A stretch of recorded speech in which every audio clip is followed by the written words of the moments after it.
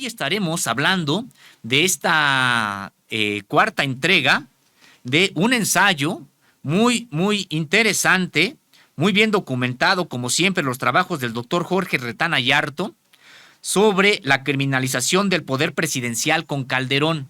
Hoy, de manera particular, estaremos hablando de la conexión con el peñismo. Y precisamente, pues se trata de los mismos personajes, varios de estos personajes que hoy están muy activos políticamente, que son los mismos que están defendiendo, entre comillas, a Amparo Casar, tratar de ocultar este proceso de corrupción mediante cortinas de humo, como el informe COVID, y otro tipo también de cortinas de humo que están pues echando a andar. Ya le decía yo al inicio de esta transmisión que muchos de estos personajes pues ya ni deberían de estar siendo hoy postulados a cargos públicos.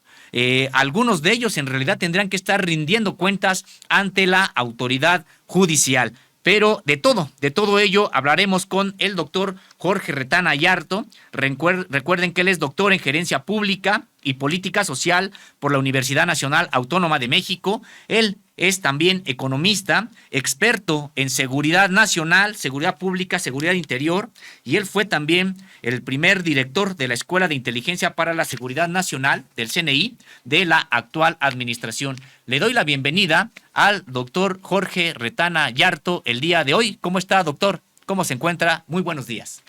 Muy buenos días, Sósimo. Qué gusto saludarte. Muy buenos días a la audiencia, a las órdenes. Pues, doctor, ya decíamos que se trata de pues temas muy interesantes y que ya le comentamos a la audiencia.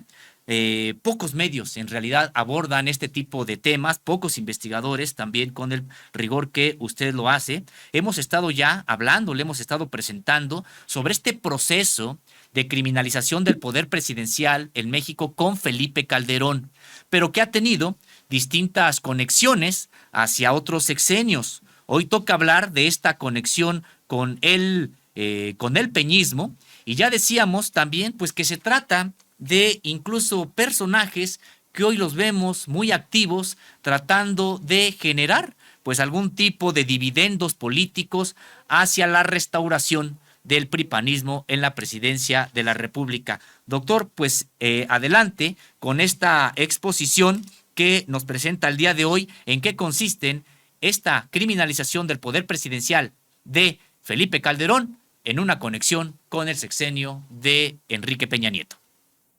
Correcto, muchas gracias, Sósimo. Nuevamente, gracias. Mira, aquí el tema principal es que necesitamos entender toda esta trama de corrupción, de asociación con los criminales, con las organizaciones del crimen transnacional, de enriquecimiento ilícito de los principales personajes de los gobiernos desde 1988 en adelante, pero en esta parte del ensayo me he centrado en el gobierno de Vicente Fox, en el de Felipe Calderón y en el de Enrique Peña Nieto. Pero necesitamos encontrar cuáles son las ligas, las líneas de continuidad más importantes que nos permiten entender el fenómeno en su conjunto y no quedarnos con una parte nada más de la realidad que nos puede explicar parcialmente algunos aspectos, pero que no nos da una visión general de cuál es el problema que hemos confrontado en México con este grupo criminal que asaltó el poder público a raíz del fraude electoral contra el ingeniero Cuauhtémoc Cárdenas en 1988. De ahí en adelante hemos tenido a este grupo plagado de acciones criminales en los distintos gobiernos en el poder en México. Claro, ellos disfrazaron ideológicamente esta alianza diciendo que eran portadores de una nueva ideología que hacía a un lado los viejos principios de la Revolución Mexicana y que traían una nueva doctrina, un nuevo enfoque ideológico y teórico que se ha llamado en general el neoliberalismo. Lo que en este ensayo planteo, Sósimo, es precisamente el hecho de que un personaje clave de todo esto en los sexenios anteriores y en los sexenios hasta el de Enrique Peña Nieto es precisamente Genaro García Luna. Genaro García Luna es un producto de los gobiernos de Carlos Salinas y de Ernesto Zedillo, cuando él se posicionó ya dentro del organismo de inteligencia civil del Estado mexicano. Ahí se formó él, ahí se desarrolló y luego se acercó a Vicente Fox y después fue secretario de Seguridad Pública con Felipe Calderón.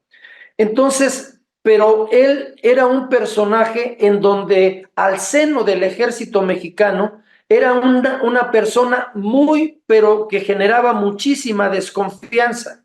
Ya al principio del gobierno de Felipe Calderón, lo empezaron a investigar un grupo de generales dentro del ejército.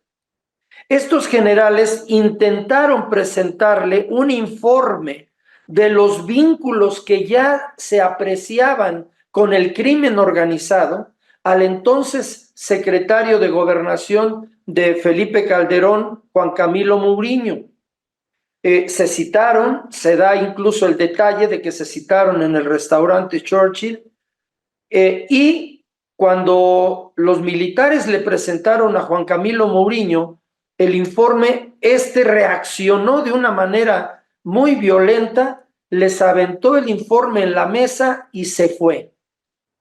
Y uno de los generales comentó: fuimos ilusos al pensar que él podía ser receptivo a lo que le estábamos informando. Entonces, García Luna sabía perfectamente bien que lo estaban investigando dentro del ejército, que no le tenían totalmente confianza. Y esto al margen de que pudiera haber algún miembro del ejército también con vínculos criminales. Esto es aparte, porque dentro del ejército, como institución, había desconfianza hacia Genaro García Luna. Entonces, ya hacia el final del sexenio de Calderón, si no me equivoco, allí en el ensayo planteo la fecha de finales de 2011,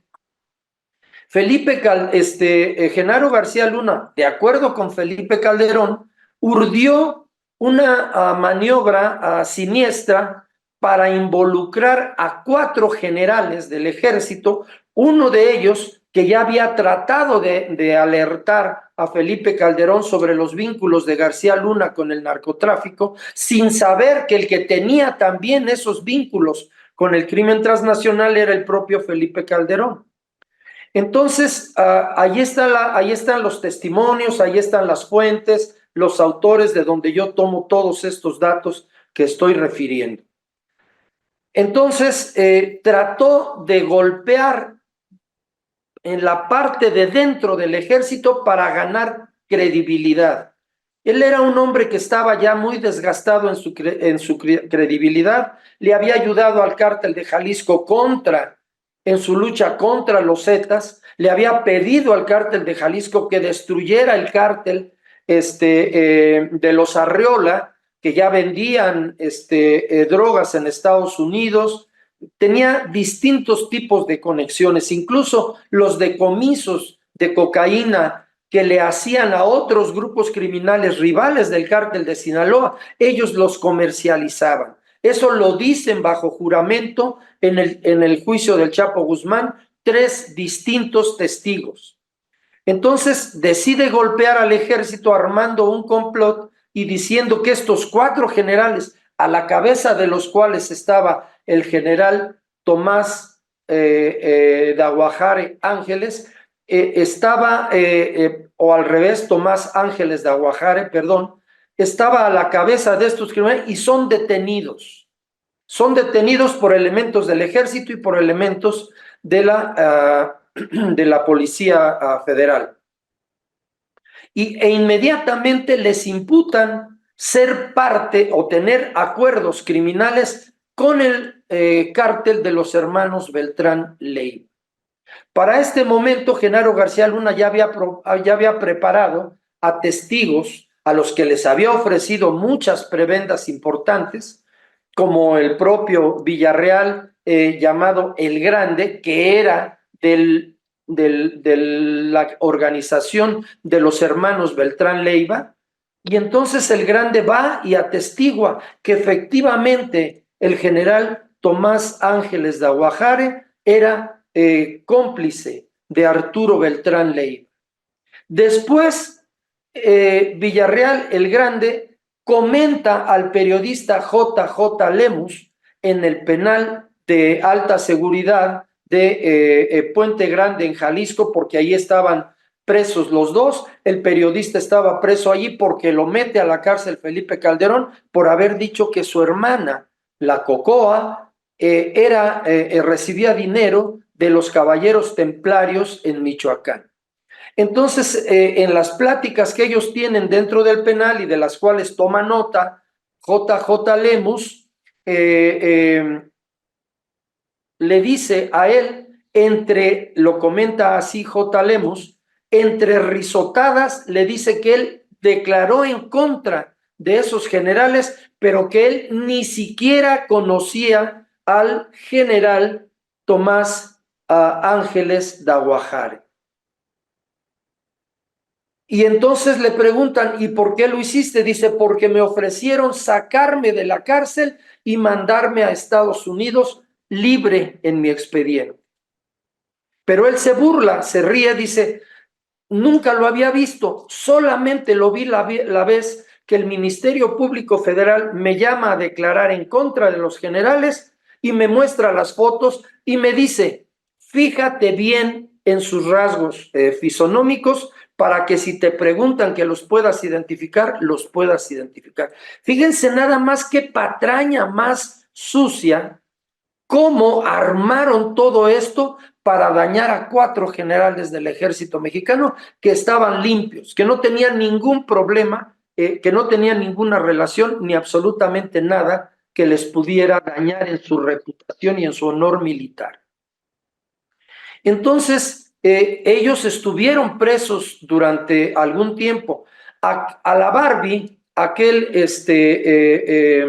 narcotraficante que había nacido en Estados Unidos y que actuaba aquí también con los hermanos Beltrán Leiva, le ofrecieron algo parecido, pero él nunca quiso aceptar porque dijo que él no pensaba que le fueran a cumplir con los ofrecimientos que le hicieron. Si ustedes se acuerdan, este personaje, el Grande, un tipo alto, güero, de ojos azules y pelo muy corto, casi a rape, siempre aparecía en las fotos, siempre aparecía en las imágenes, en los medios, riéndose.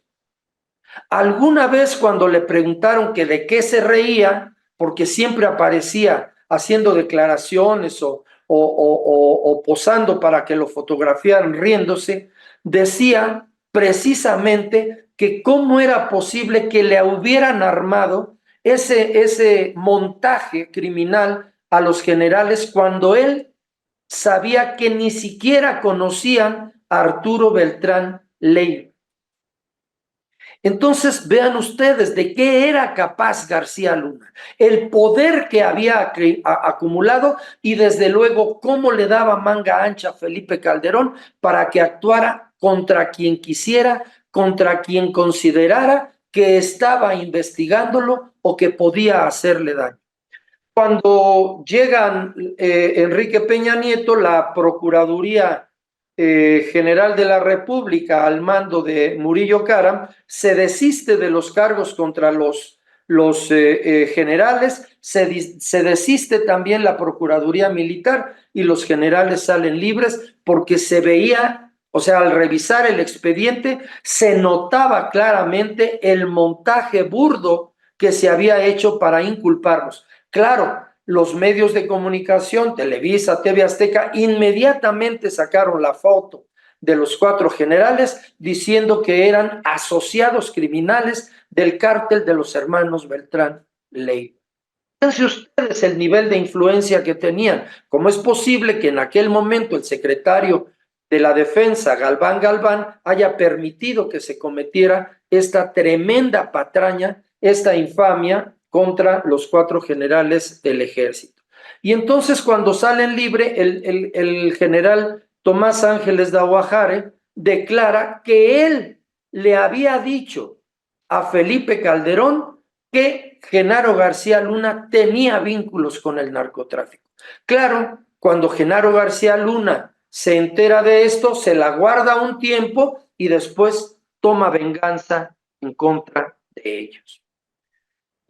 Cuando el Chapo Guzmán es detenido por segunda ocasión, el director de la DEA, del centro de inteligencia que tienen en El Paso, Texas, que es el segundo más grande en Estados Unidos, plantea que no se explica por qué razón lo detuvieron si él tenía información, desde luego, al nivel de un director de la DEA, de un centro de inteligencia, no de cualquier agente, en el sentido de que el Chapo Guzmán le había dado mucho dinero para la campaña de Enrique Peña Nieto. Y él decía que no se explicaba cómo es que lo habían capturado y recluido nuevamente en prisión. Y entonces él se pregunta qué fue lo que pasó, en dónde surgió alguna dificultad entre el gobierno de Peña Nieto y el Chapo Guzmán para que estos hubieran hecho a un lado la cantidad de dinero que les había dado el Chapo para que no lo molestaran, para que lo dejaran trabajar libre durante todo el sexenio. Entonces, en el juicio del Chapo Guzmán, ya capturado por segunda ocasión y llevado a la corte de Nueva York, el abogado de la fiscalía le pregunta a uno de los colaboradores más estrechos del Chapo Guzmán, que había sido ya también detenido. Él se presenta ante el jurado y él dice: yo era el secretario de Guzmán, lo era el más cercano, dice, era yo su brazo derecho y su brazo izquierdo. Y para ver si era verdad que conocía también al Chapo Guzmán, le preguntan a ver qué es lo que él hacía diariamente. Y entonces él da una descripción detallada de a qué hora se levantaba, qué era lo que hacía durante cada hora, a cómo empezaba a trabajar, etcétera, etcétera. Entonces, en un momento dado, este abogado de la fiscalía, Jeffrey Littman, le pregunta, le dice, ¿es verdad el Chapo Guzmán le dio dinero al presidente, refiriéndose a Peña Nieto?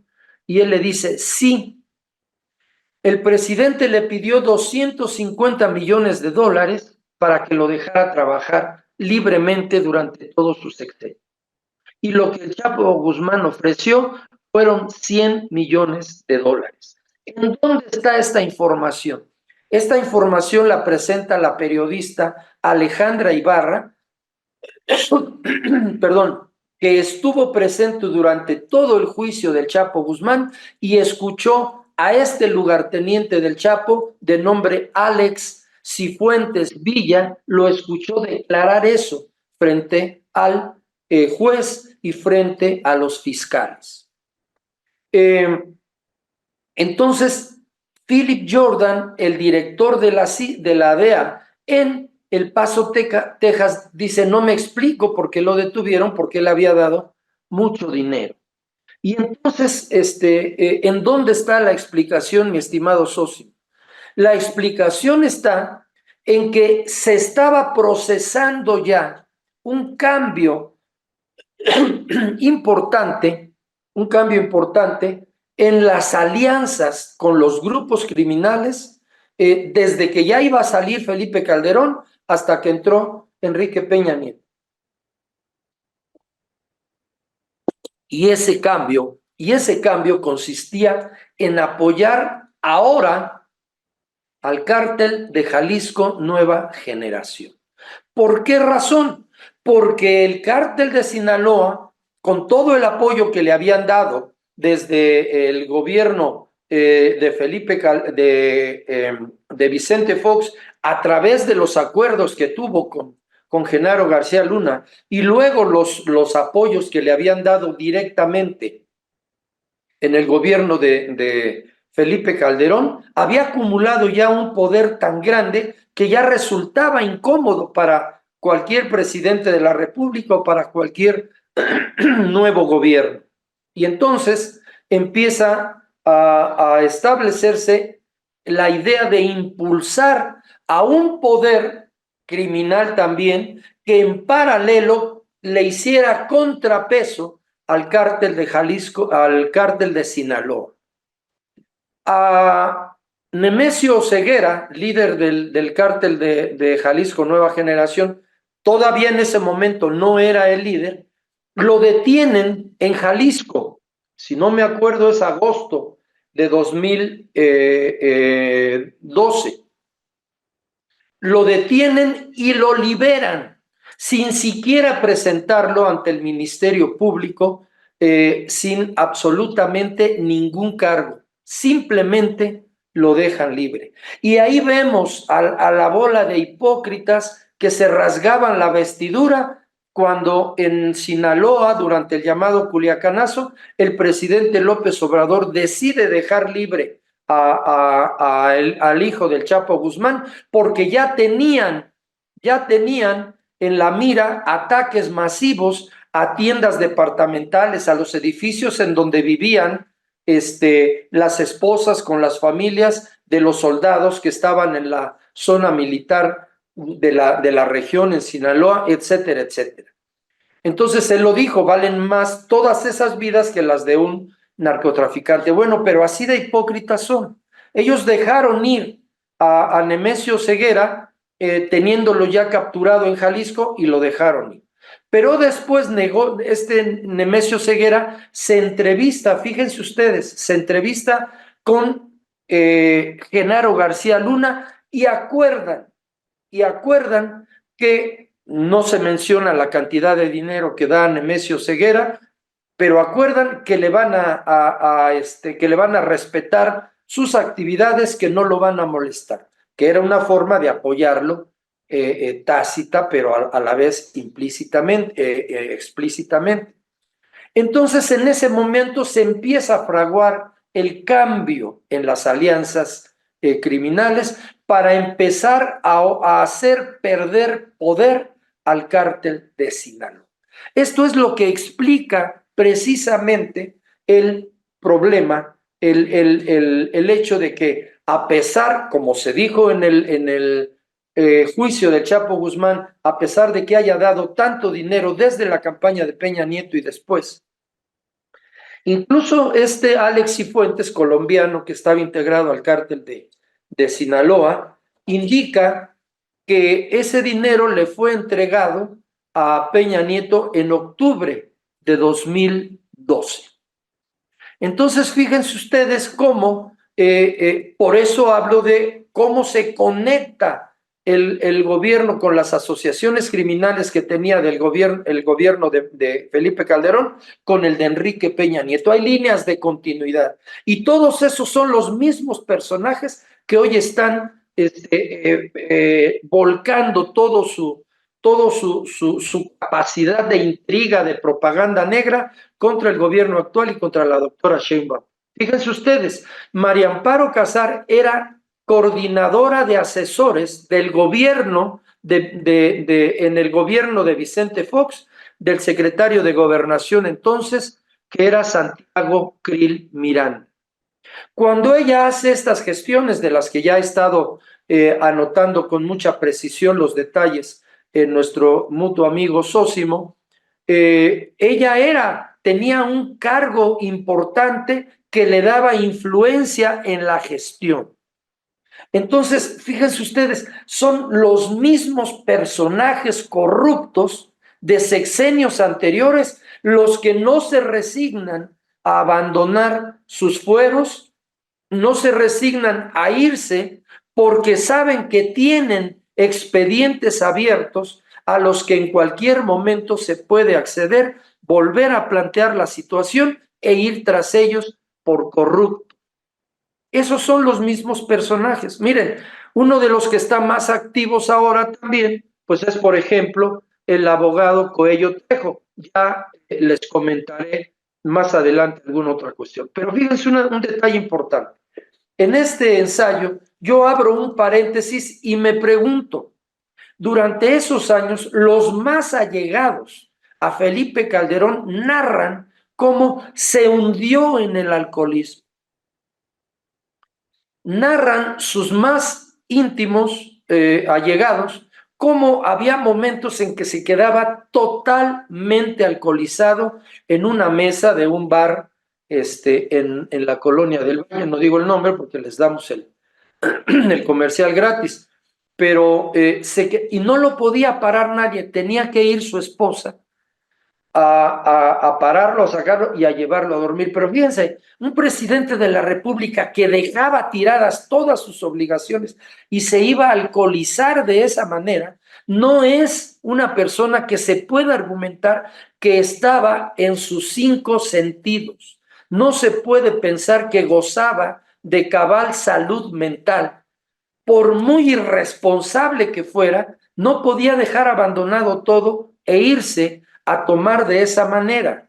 Por eso, el presidente de Francia, en sus memorias, dice que a él le causó mucho impacto ver cómo Felipe Calderón no tomaba ninguna decisión relacionada con cosas de seguridad, etcétera, sino lo aprobaba García Luna. Lo dijo el presidente de Francia. Ahí está su libro, lo pueden consultar.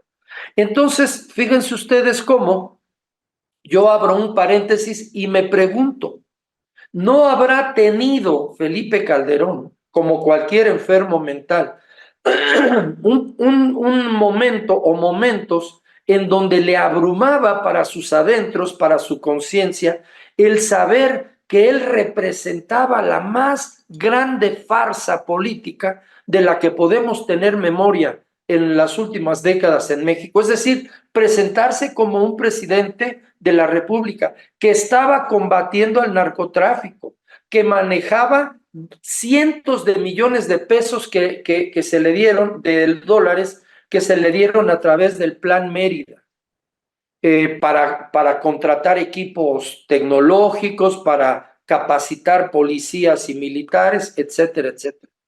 ¿No sería que Felipe Calderón llegó a tener en un momento dado un problema tan grave de conciencia y que su escaparate era el alcohol? No lo sé. Sería importante que en algún momento un especialista, psiquiatra con una especialización en salud mental, pudiera decirnos. Pero entonces, esta es en términos generales lo que está en el ensayo. Ustedes pueden consultarlo para que vean mayores detalles, pero así fue como a fines del gobierno de Calderón y a principios del de Peña Nieto se da el recambio hacia el apoyo al cártel de Jalisco Nueva Generación y hacia para contrapesar el poder que ya había obtenido el cártel de Sinaloa. Y entonces ya era un gran inconveniente, una gran incomodidad. Y entonces Peña Nieto, si es verdad lo que nos dicen allá en el juicio del Chapo, que recibió 100 millones de dólares, imagínense ustedes nada más, él trataba de mantener a García Luna fuera de su gobierno y lo que hizo es que desapareció la Secretaría de Seguridad Pública, la convirtió en una subsecretaría dentro de la Secretaría de Gobernación a cargo de Osorio Chong, pero le entregaba contratos multimillonarios a García Luna, porque García Luna tenía un grupo de empresas de tecnología para inteligencia, para seguridad. Incluso muchas de ellas eran empresas fantasma y le entregaba contratos a Genaro García Luna que le permitieron hacer una fortuna impresionante. Tan es impresionante esa fortuna que la unidad de inteligencia financiera a cargo del licenciado Pablo Gómez estableció que el juicio que está llevando a cabo la unidad de inteligencia financiera en Miami para quitarle toda la fortuna que acumuló García Luna en bienes, en casas, en empresas, en depósitos bancarios, asciende a más de 640 millones de dólares. Imagínense ustedes la cantidad de dinero que este tipo acumuló. Y por cierto, un juez en México el año pasado le permitió a su esposa, a pesar de que fue encontrado culpable de todos los cargos de narcotráfico que le hicieron en Estados Unidos, en México un juez le permitió acceder al dinero que tenían guardado en los bancos mexicanos y que le había congelado la unidad de inteligencia financiera. Fíjense ustedes nada más, son todos esos, son los mismos que ahora están atacando con toda su fuerza al gobierno y al gobierno del presidente López Obrador y a la candidata, a la doctora Claudia Sheinbaum. Así es el resumen que podría dar Sósimo. Y es que además señalar que esta campaña negra que estos personajes directamente involucrados en el narcotráfico están llevando a cabo es la de tratar de inculpar por narcotráfico al actual gobierno y al presidente de la República. Vaya perversidad, decíamos, porque de acuerdo con lo que usted pues nos ha podido exponer en estos ensayos que ha venido entregando, pues estamos hablando de delincuencia de carácter transnacional, pero también transeccional. Así es. Y a mí me parece realmente impresionante esta capacidad, este poder acumulado por Genaro García Luna, pues para lanzarse incluso en contra de generales del ejército que en su momento pues también tenían un poder importante. Ya había dicho este grupo de 4 generales encabezados por el general Tomás Ángeles de Aguajare, pero que también incluyó a Roberto Dagüe González, a Ricardo Escorcia Vargas y a Silvio Isidro de Jesús Hernández, armando un montaje más. Porque habría que señalar que si por algo se ha caracterizado Genaro García Luna fue por hacer montajes. Tenemos el caso de Florence Cassés, tenemos el caso del secuestro de un avión, etcétera, donde pues prácticamente tenía ya este modus operandi. A mí, yo lo que quería preguntarle en este sentido, doctor, es ¿qué fue lo que ocurrió en ese sistema político mexicano, que por supuesto también tenía grupos de corrupción enquistados desde hacía mucho tiempo, etcétera, pero que ni siquiera fue capaz este sistema político mexicano para reaccionar, para generar algún tipo de contrapeso a Genaro García Luna, quien incluso decíamos, pues puso contra las cuerdas a generales del ejército mexicano que no estaban involucrados en delito alguno, pero que por un asunto de ocupar, por asuntos de poder y también porque en un asunto de venganza ante lo que se sabía de él en las Fuerzas Armadas, es decir, de Genaro García Luna, de que él sí estaba involucrado en el narcotráfico, pues hay una andanada, como usted ya comenta, el secretario de la Defensa de entonces, Galván, pues ni siquiera hace nada, pero en términos generales, ¿qué fue lo que pasó ahí? Que no hubo una reacción del sistema político mexicano de ese momento, ni de sus instituciones, particular algunas de ellas el ejército, frente a Genaro García Luna. En primer lugar, Genaro García Luna, desde que fue analista, luego jefe de departamento y luego subdirector de seguridad institucional en el CISEN, había acumulado una cantidad de información muy grande sobre toda la clase política.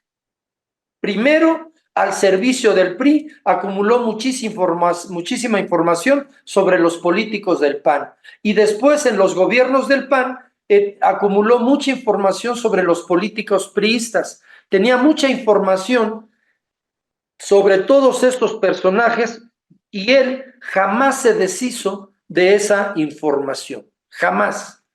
Anduvo pasando de un lado a otro, destruía información que él consideraba podía implicarlo en algo, en hechos criminales, la destruía, pero todo lo que era la información sobre la propia familia de Calderón, la de Vicente Fox, de todos los políticos más importantes, él conservó toda esa información. Ahí le aprendió mucho a Edgar Hoover, al director del FBI, que hacía exactamente lo mismo. Por eso nadie lo podía tocar a Edgar Hoover y duró 40 años al frente del FBI, ¿verdad? Se dice que alguna vez cuando Robert Kennedy trató de reprenderlo por algo, le dijo que tenía él videos muy comprometedores de su hermano, el presidente de los Estados Unidos. Entonces él aprendió esa escuela de que la mejor manera de protegerse era teniendo todos los secretos más importantes de los políticos mexicanos más encumbrados. Pero además, lo que se creó también fue una red de complicidades criminales y de impunidad a la cabeza de la cual estaban los presidentes de la República. Mientras los presidentes de la República fueran el vértice de esa red de complicidades o de esa pirámide, mejor dicho, de complicidades, no les iba a pasar nada a todos los que estuvieran integrados a esa red. Se tratara de empresarios, se tratara de funcionarios públicos, se tratara de miembros de los medios de comunicación, se tratara incluso de locutores, de periodistas, etcétera, mientras formaran parte de esa red que García Luna pivoteaba, tenían asegurado que no les fuera a pasar nada a nadie. ¿Qué es lo que ha sucedido? Ese caso de Amparo Casar está ya desde hace muchos años. ¿Por qué nunca se había planteado? Porque formaban parte esos personajes de esa red de corrupción, de impunidad, que capturó el Estado y lo convirtió en un instrumento o en un gran aparato a favor de sus intereses personales. Entonces, esa captura del Estado permitió que durante los gobiernos anteriores, hasta el de Peña Nieto, todos gozaran de una gran impunidad. Pero ¿qué sucede cuando viene el gobierno del presidente López Obrador? Que no tiene complicidad con nadie de esos y tiene toda la capacidad legal y moral para sacar a flote estos problemas, que ahí están planteadas las situaciones, y por eso ellos están en una situación desesperada, porque hay cientos, seguramente, si no es que miles de expedientes como este que pueden salir a la luz pública en cualquier momento. Entonces, resumo, ¿qué sucedió? Un grupo de políticos del PRI y del PAN, al que hoy vergonzosamente se han sumado los del PRD, capturaron el Estado, lo convirtieron en un aparato en favor de sus intereses. Y en esa red de complicidades y de impunidad había muchos empresarios que estuvieron vinculados, como nos lo demostró el caso de Odebrecht y otros más. Doctor, y antes de seguir abundando, me gustaría preguntarle también sobre estos expedientes. Me gustaría también que nos hablara un poco más acerca de este cambio en la orientación de las propias alianzas de pues integrantes del gobierno mexicano entonces, ya no con el cártel de Sinaloa, sino con el cártel Jalisco Nueva Generación.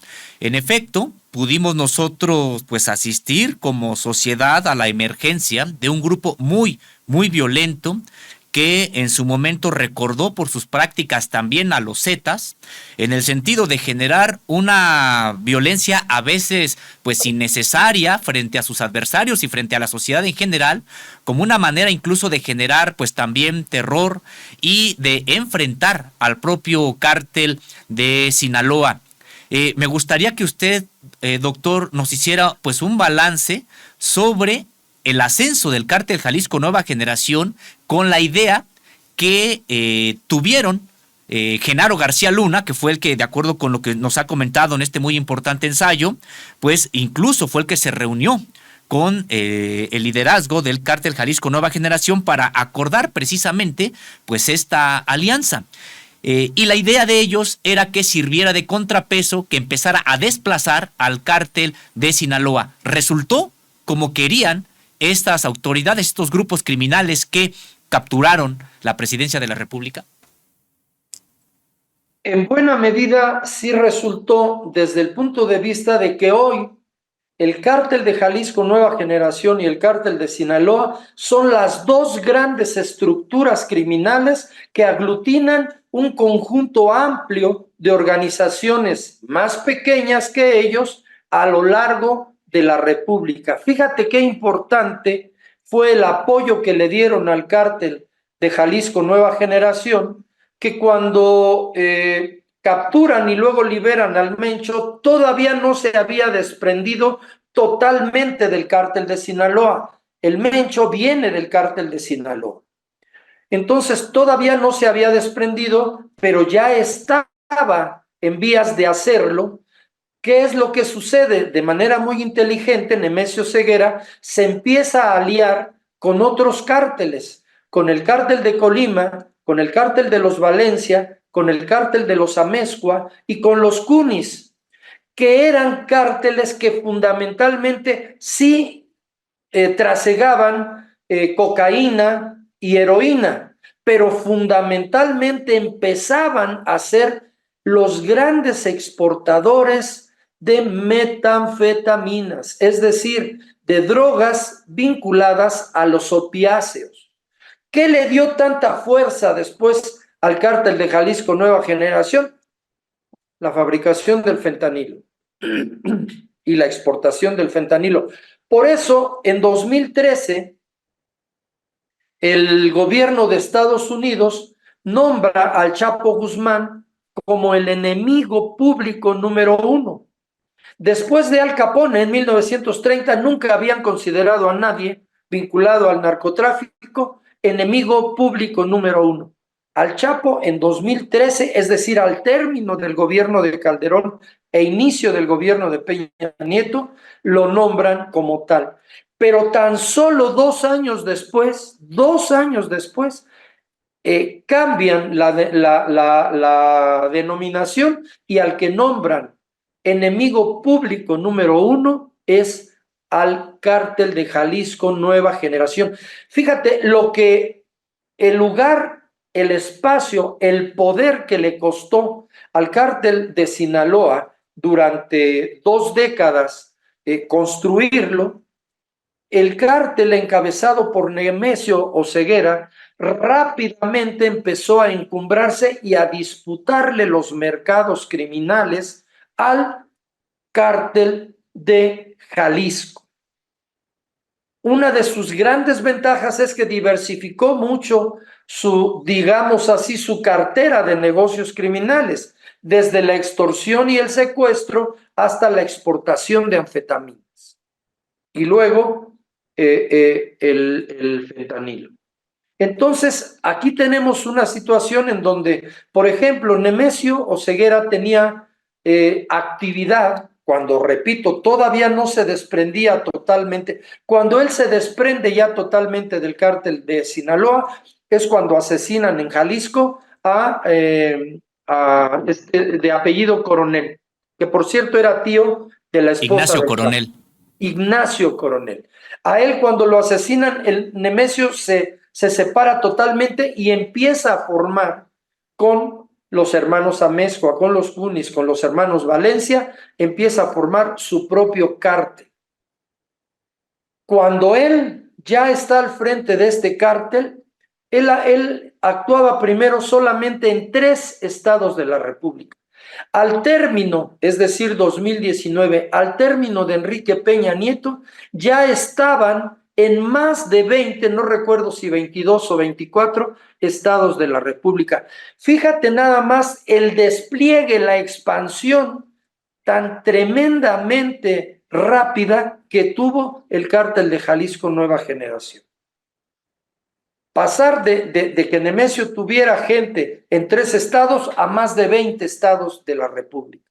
Imagínate el poder que acumuló en unos cuantos años. Nunca ninguna organización criminal, ni siquiera las organizaciones en Italia, habían tenido un despliegue tan vertiginoso en tan pocos años como lo tuvo el cártel de Jalisco Nueva Generación durante el gobierno de Enrique Peña Nieto.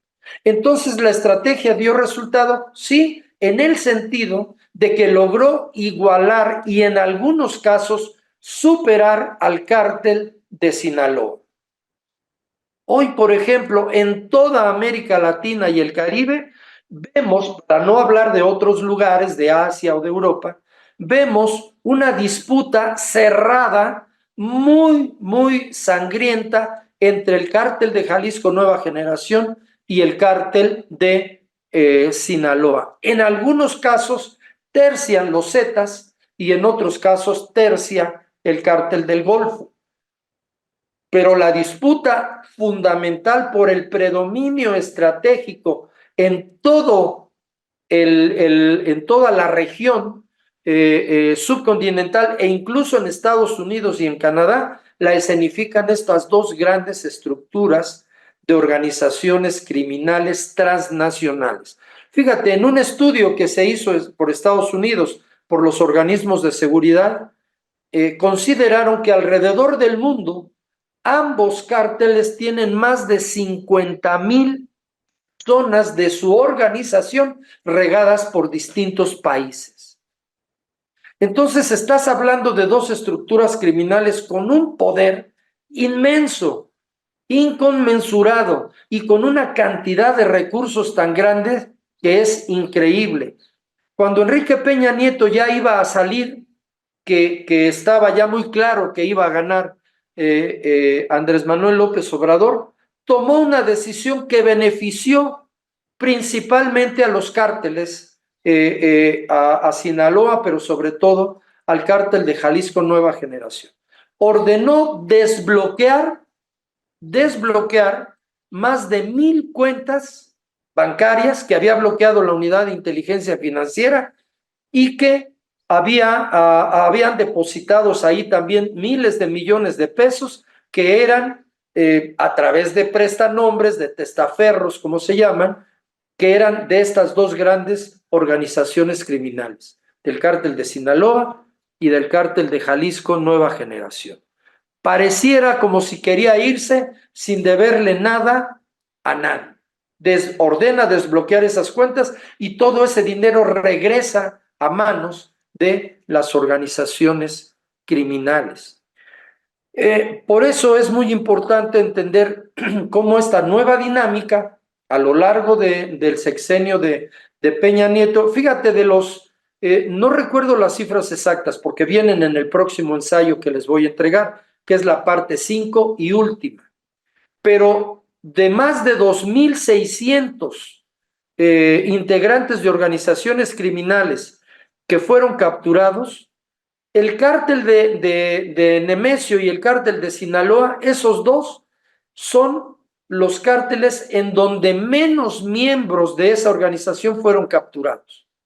A quienes más miembros de sus organizaciones capturaron fue a los Zetas, al cártel del Golfo, a lo que quedó, el nuevo cártel de Tijuana, el nuevo cártel de la familia michoacana. Ellos son los principales a quienes se detuvieron a los integrantes de sus organizaciones criminales. Y de todos, al que menos le capturaron fue al cártel de Jalisco Nueva Generación y al cártel de Sinaloa.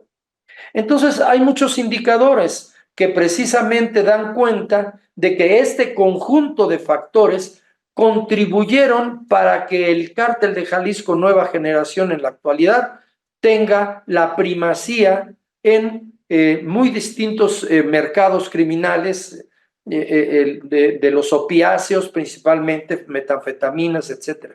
Pero un último dato. Se rumora que probablemente Nemesio haya muerto.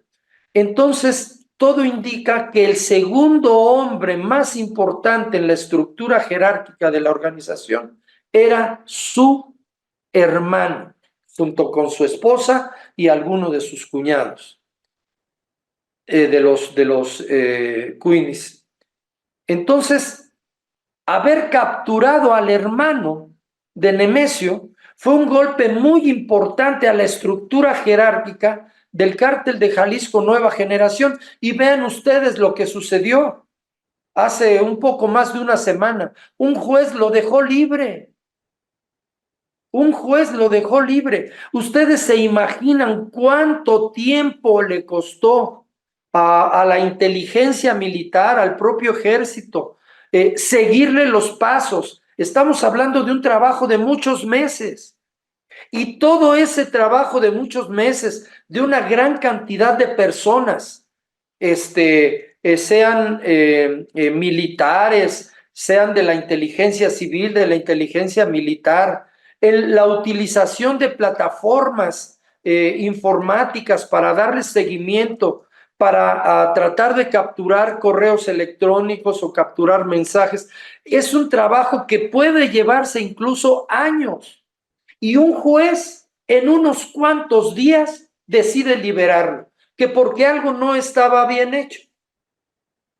Por eso el presidente López Obrador, con justa razón, estaba muy ofendido y muy enojado. ¿Cómo es posible que los jueces echen a perder de esa manera el trabajo de muchos años y si es posible decirlo, de cientos de personas para seguirle la pista, para lograr localizar, después armar un operativo y capturar a un personaje de las organizaciones criminales del tamaño de el hermano del líder del cártel de Jalisco Nueva Generación, que se dice además que ahora parece que es él el que maneja todas las finanzas. El cártel de Jalisco Nueva Generación tiene miles de millones de dólares regados en diferentes partes del mundo. Entonces, fíjense ustedes la información que este hombre podía tener y un juez decide olímpicamente dejarlo libre, dejarlo que se vaya y tira a la basura el esfuerzo de toda una institución del ejército, de sus áreas de inteligencia, probablemente de la Marina, probablemente del CNI, de la inteligencia civil. Es un desperdicio, es como si tiraras miles o cientos de millones de pesos a la basura, porque a toda esa gente que investigaba, que le dio, a toda esa gente le tuviste que estar pagando durante muchos meses. Se utilizaron las plataformas tecnológicas, se utilizó gasolina, se utilizaron muchos recursos. Todo eso lo tiras a la basura cuando un juez dice, libérenlo porque no está bien, no sé qué cosa. Es increíble, es tirar cientos de millones de pesos a la basura. Entonces vean ustedes nada más cómo estamos, por eso es tan importante el triunfo, lo que llamamos el Plan C, el triunfo de la mayoría en la Cámara de Diputados y de Senadores, en la mayoría calificada, es decir, el 75%, para dar paso a una verdadera y profunda reforma del Poder Judicial. Como la acusación contra el ministro Saldívar no pegó porque él rápidamente se defendió y contraatacó, demandó a la presidenta de la Suprema Corte de Justicia, la demandó por filtrar la información sobre esa demanda anónima por una serie de cosas y esa demanda no pegó. Pues ahora van con lo que sucedió durante el COVID, ahora van en contra de eso, a querer hacer responsable al gobierno, a querer hacer responsable al subsecretario de Salud, al doctor Gatell. Imagínense que en todo el mundo murieron más de 30 millones de personas. Imagínense que en todo el mundo se haga responsable a los gobiernos que manejaron esta situación. Pues yo creo que sí puede haber habido algún tipo de errores, pero desprender de ahí una campaña mediática para atacar al gobierno y decir para que eso no vuelva a suceder, se debe de votar por la oposición, bueno, pues ya me parece el colmo del cinismo y de la desfachatez. Totalmente de acuerdo, doctor, con este colmo del cinismo y la desfachatez.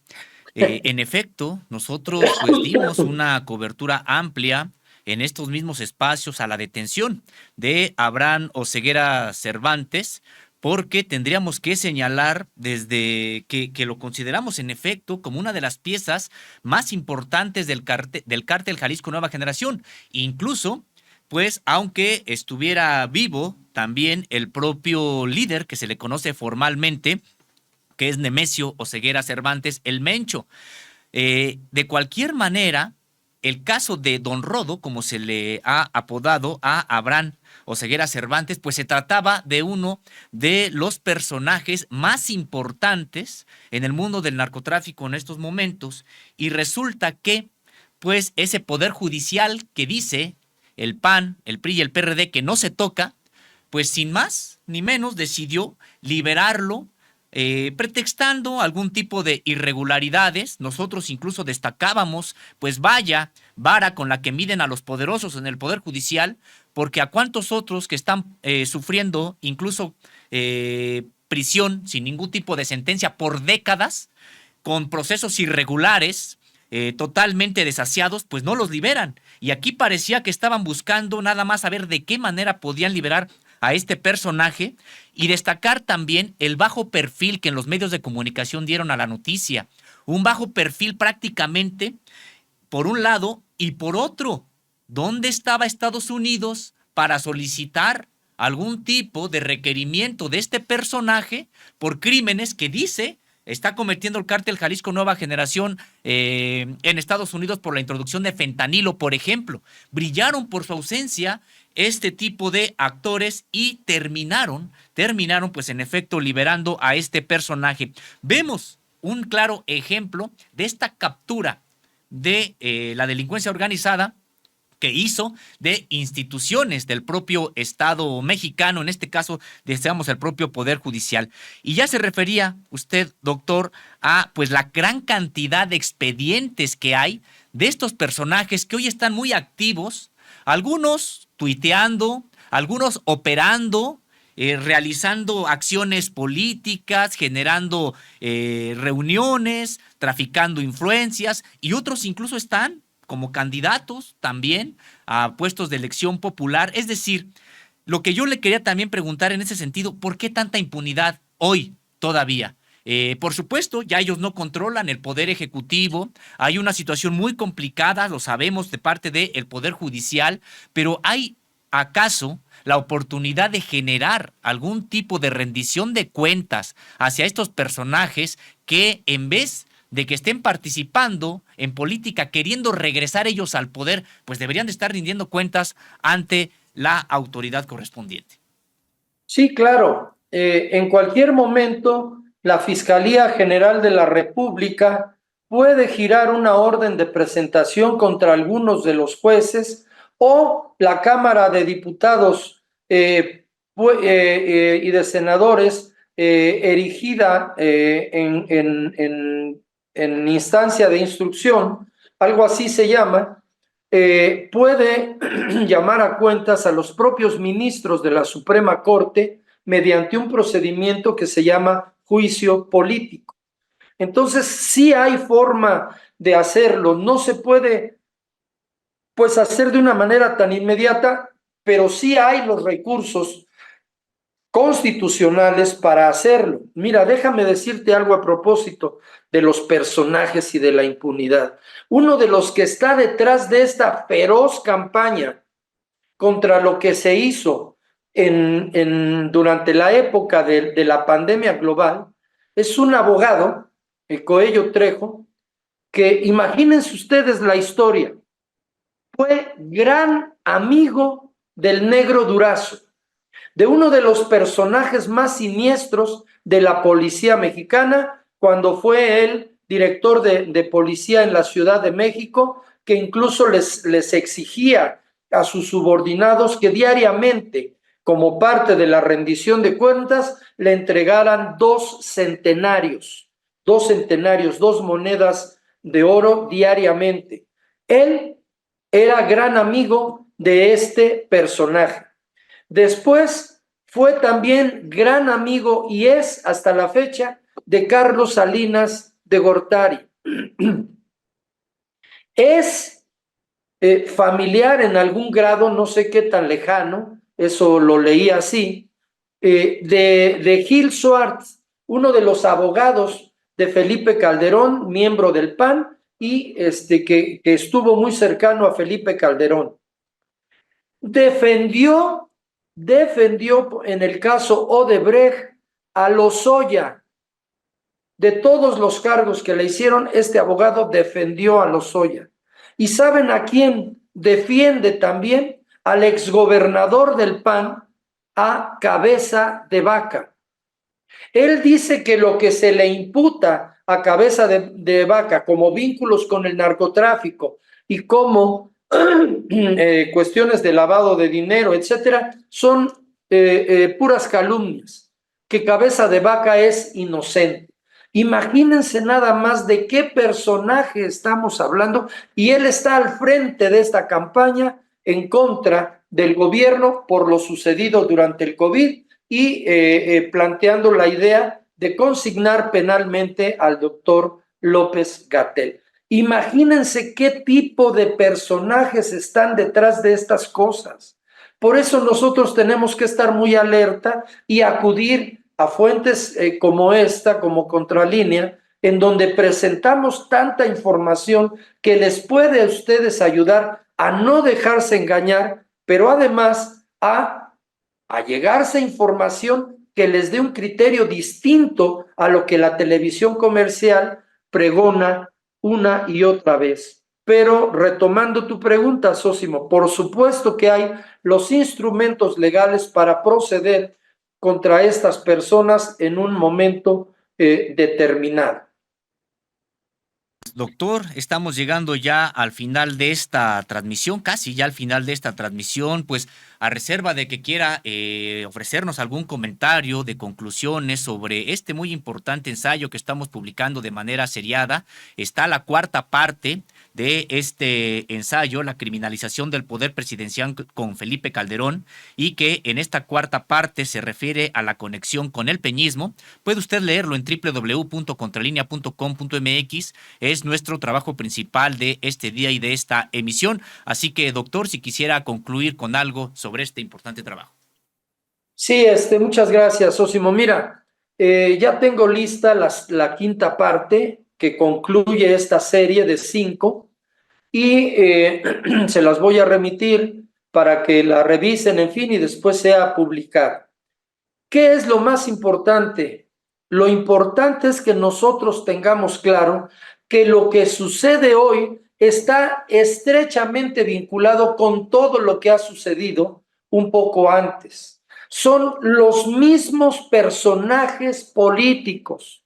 Tú ves que sale Vicente Fox, sale Felipe Calderón, salen todos los panistas, los mismos panistas que estuvieron en los gobiernos corruptos de Vicente Fox y de Felipe Calderón, los mismos priistas que estuvieron con Salinas, con Ernesto Zedillo y luego con Enrique Peña Nieto. Son exactamente los mismos personajes nefastos que casi se acaban el país, que lo han saqueado hasta que se han hartado.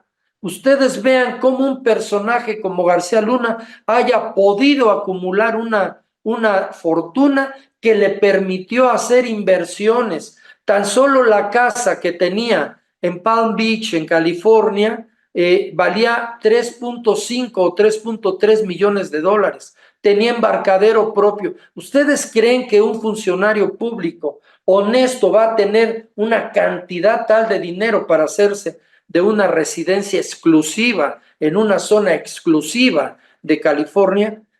Más de 640 millones de dólares está reclamando la unidad de inteligencia financiera. Y todos estos están tratando de echarle tierra al asunto de Amparo Casar, que es un terrible asunto de corrupción. ¿Por qué? Porque la señora se presentaba como líder de una organización que lucha contra la corrupción y ella traía detrás un caso de corrupción y de pillaje de recursos públicos que escondía detrás de esa careta de una persona que estaba al frente de una organización de lucha contra la corrupción. Entonces, imagínense ustedes, en la próxima entrega, le había yo comentado ya a Nancy que después de la quinta entrega me invitaran al estudio para hacer una recapitulación general de todo lo que fue entregado y entregarle a su vez a la audiencia de Contralínea, que por suerte es muy amplia, entregarles conclusiones importantes para que esto quede perfectamente afirmado en la conciencia social de los mexicanos.